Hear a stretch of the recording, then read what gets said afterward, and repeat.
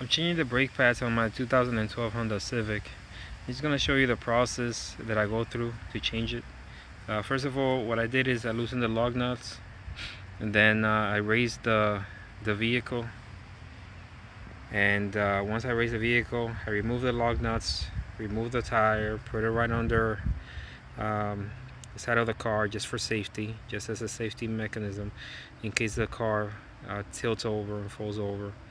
Obviously the stand must be there. You gotta hold the car up, so that's why that's there. But the main thing is this. So to inspect your brake pads, you can probably see it right through here. What I do is that I use this tool. I believe I got it from AutoZone. It's just a small, it's a gauge, and depending on the color, you know whether you need to change your brake pads or not. So if it's green, you're still good. If it's yellow, then that means that you're getting close to having to change them. And if you're on the red zone, you have to change them because they're too low already. They're worn down. So what I'm going to show you is on mine, I'm actually up to here, to the number 2. It says 3mm. And what I do is with the gauge is that I hold this one out because I know this is the one that is the correct size for my brake pads at this point. And if you look right in there, I don't know if you can see that. Let's see if I can get the camera closer to it. It's really hard to see, but in here you have the brake pads right in there. So when you put the gauge, you put it right against the brake pad, and you notice that the gauge doesn't fit it there anymore. Like its bale is almost actually the gauge is slightly wider than the brake pad. That's the braking area. That's the part that brakes. This is the metal part of the brake pads. You're not supposed to be up to here. This is a braking thickness. So you just put it right against your rotor, and as you can tell, it's basically touching the middle part of the brake pad. So because of that, I know this is the thickness of my brake pad, and I have to change my brake pads now. They're too low. So I take my 12mm socket, and you can use a 1/2 inch if you have it. 12mm fits better than the 1/2 inch. Just put it in here, and then just loosen this up. Just gotta put a lot of pressure on it to loosen it up. But mine, I loosened it up already. So you might notice that sometimes this bolts, these sliding bolts right here, they tend to turn as you're turning this. If they do turn, you're probably gonna need something to hold this down right here. And normally a wrench works. So I take, for instance, a 19mm wrench, slide it right in here, and just try to remove this. So at this point, since it's so loose, it's very easy to remove. You can actually do it by hand. So this is the first one. So what you want to do with this bolt is you want to put it aside, and keep in mind this is the top bolt. We're going to do the same thing to the bottom. So continuing on with the bottom, same thing. Take your 19mm wrench, 12mm socket. If it is very tight, one thing that I tend to do is that when I have the ratchet like this, I basically hit it several times until it loosens up. Once it loosens up, it should be easy to remove. This is the second one, and by the way, they're the same size, but I always like to keep everything in order. Once we remove this bolt, all we have to do is make sure we get this out of the way. But now the main thing to remember is this hose here where the brake fluid comes in. You have to make sure that you don't let this hang from that hose.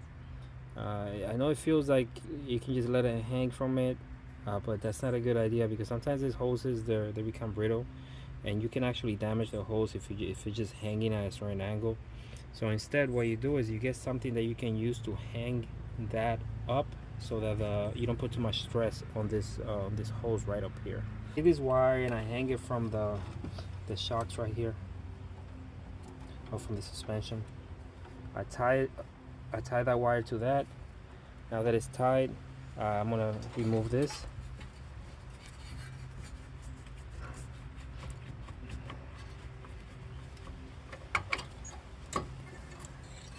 Once you remove that, just hang it from the wire I'll pass a wire right through here, through this hole.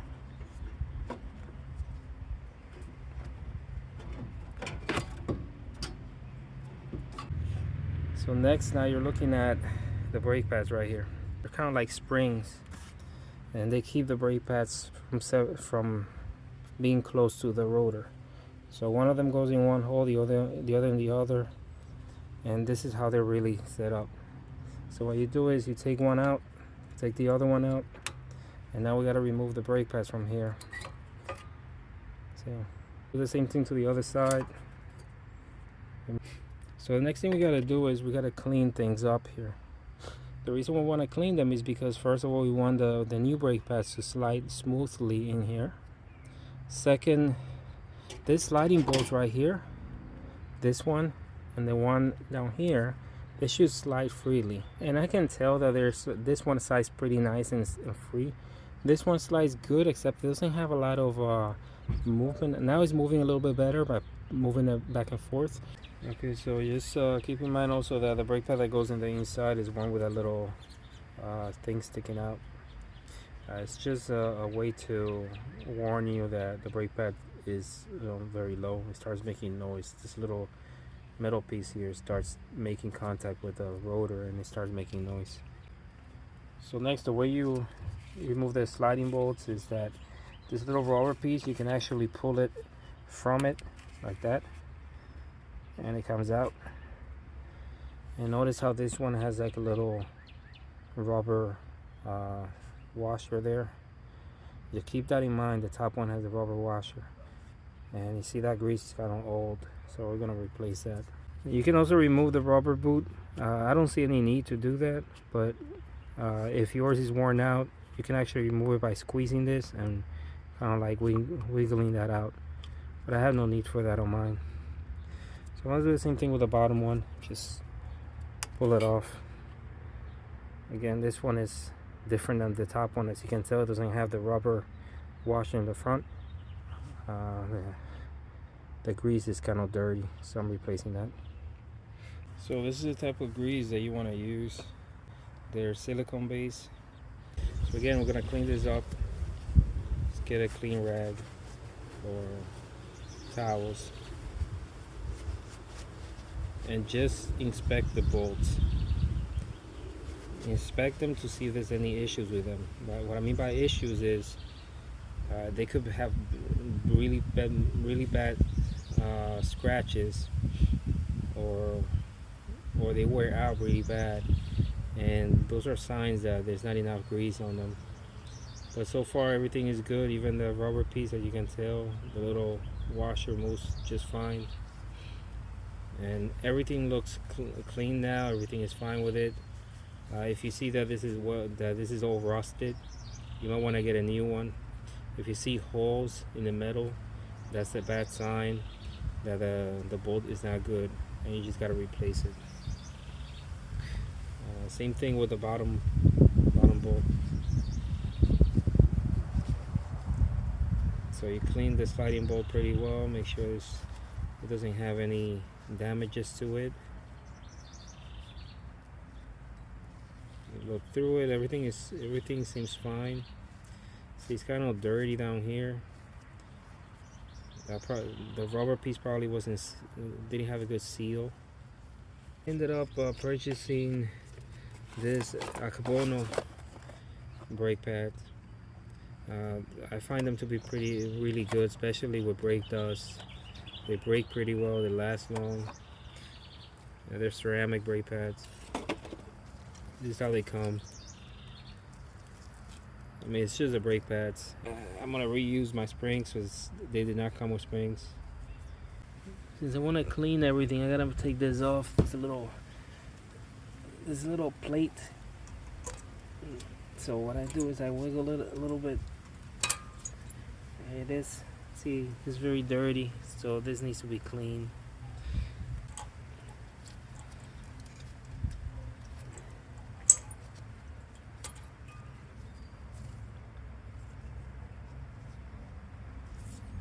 Just in case if you're curious, the top one is this one. This is the bottom one. As you can tell, they look identical. Next thing you want to look in here. This little track area. It must be nice and smooth.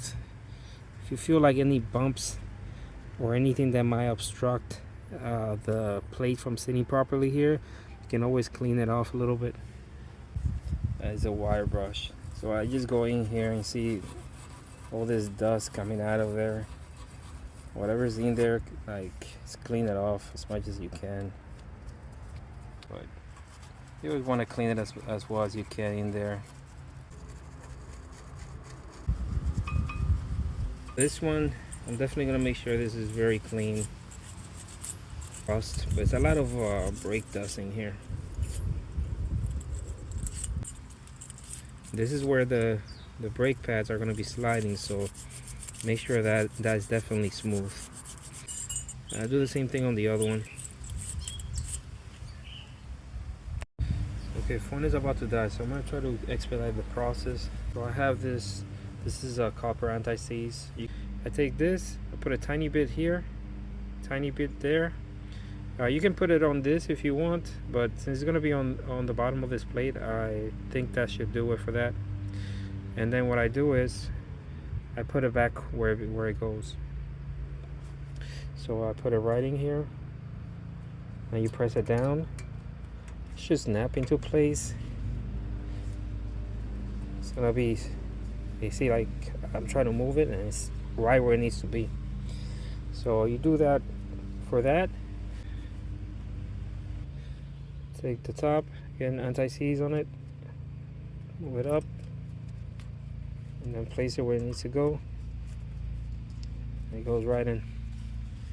Next, you want a little bit of anti-seize here, there, and there, just in the area where the brake pads are going to be sliding. You agree that the brake pad that has a little metal bracket goes inside. So as you can tell, you got to go with the contour of the rotor. Remove this little plastic, so it needs to go like this, where it curves just like the rotor.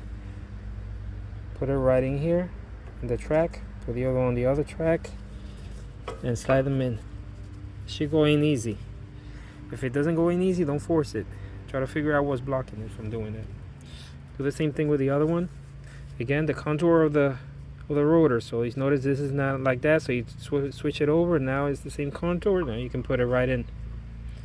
So you push this right in between the knuckle here, and you slide it right in there. Silicone grease right on the sliding bolts and put them back where they belong. So I have some grease on it. Just rub it on the bolt. Just make sure the bolt is full of grease.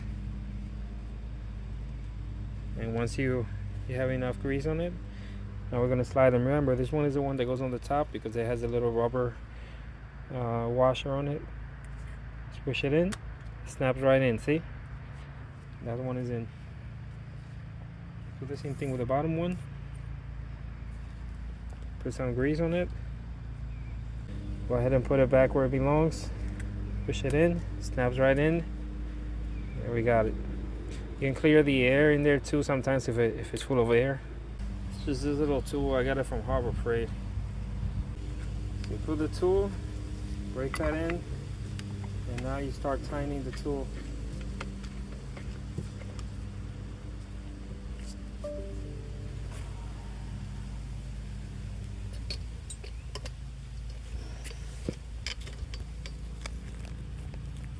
Now if you look at it, when you tighten the tool, the piston starts going in. It's a good idea for you to take the master cylinder for the brake fluid and open it up if you want. But for me, see, it's very easy for me to just keep pushing this in. I have very little resistance here. So you just continue to do this until the piston is compressed fully. And the way you know it's compressed fully is because it's going to stop turning. About there. Now I can't turn it anymore. I'm going to go counterclockwise and remove my everything, the tool and the brake pad. Don't forget to put the springs back on. Put them in the little holes here. Make sure this faces to the center here.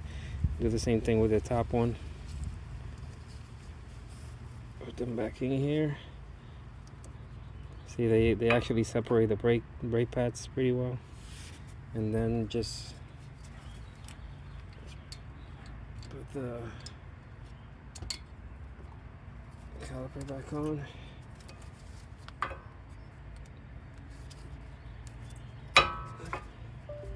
It's a little bit tough to do it with the springs on, but there you go. Just put the last bolt in. And we're gonna have to tighten them to 25 foot-pounds.